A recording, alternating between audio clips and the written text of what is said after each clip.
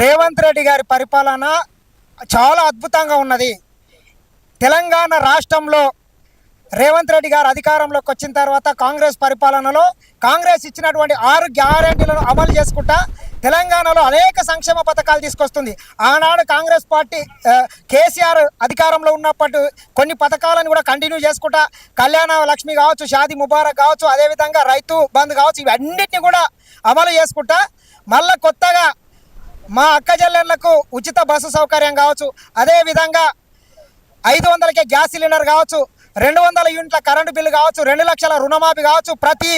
పేద నిరుపేదలు ఆహారం తినేటటువంటి సన్న బియ్యం కావచ్చు, రేషన్ కార్డులు కావచ్చు, ఇట్లా ప్రతి సంక్షేమ పథకం కాంగ్రెస్ పార్టీ ఇచ్చుకుంటా, అదేవిధంగా ఇందిరమ్మ ఇండ్లు,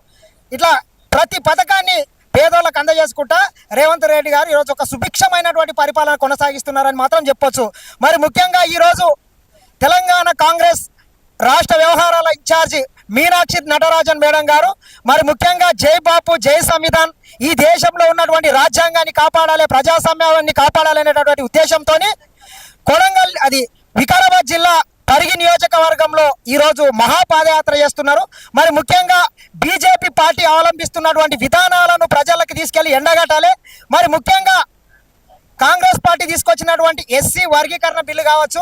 బీసీలకు 42% రిజర్వేషన్ బిల్లులను ఎక్కడైతే ఇక్కడ ఒక బిల్లు గవర్నర్ దగ్గర, ఇంకొక బిల్లు రాష్ట్రపతి దగ్గర పెండింగ్ ఉన్నాయి కాబట్టి